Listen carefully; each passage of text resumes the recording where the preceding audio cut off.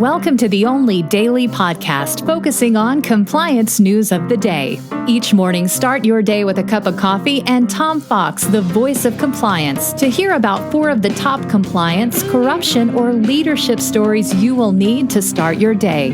The Daily Compliance News is a production of the Compliance Podcast Network. March 17, 2020, the Happy St. Patrick's Day edition, although it may be not at the pub today. Our first story comes from the Wall Street Journal.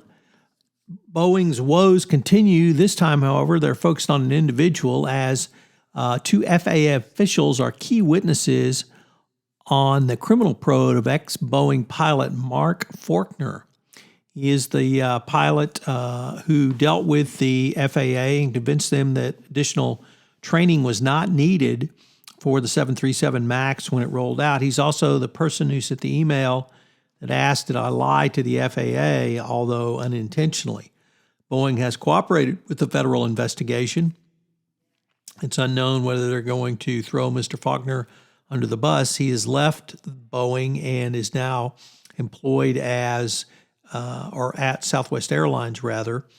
Nevertheless, this really brings about the continued turn towards criminal investigation into the Boeing case, and particularly, at this point at least, how Boeing employees lied or misrepresented to the FAA to get the original approval.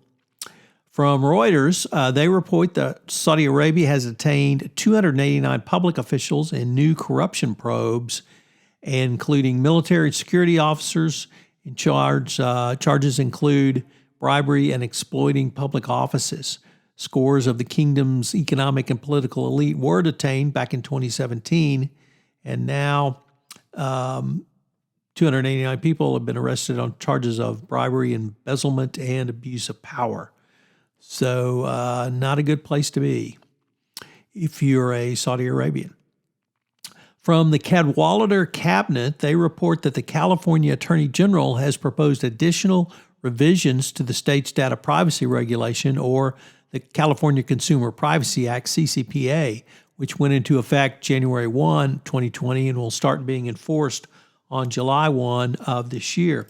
Some of these proposed changes are backtracking on internet addresses as personal information, partial relief from notice at collection, removal of an opt-out button, sources of collections categories are added, acknowledgement of confidential data collection is added, and limits on service provider activities.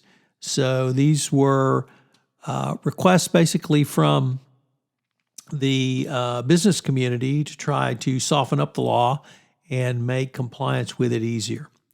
And finally, this next story is coronavirus related, although it's certainly business and compliance and ethics. There were 2 brothers who bought and sold goods on Amazon, and they went around and bought up almost 18,000 bottles of hand sanitizer, and were going to jack up the price and try to price gouge people who needed these. Amazon noted the discrepancy of pricing, and after they sold some 300 at a markup, Amazon removed the company's listings and warned the sellers they would be suspended for price gouging. Well, then, for reasons still unclear, they gave interviews to the New York Times, and the Tennessee Attorney General opened an investigation into price gouging. The brothers, of course, claimed they weren't doing anything they had never done before, which, of course, was just buy things at low and sell at high. But the hand sanitizers are obviously an important part of the coronavirus defense, and to do so now really completely goes against the public interest. So don't price gouge in the coronavirus era.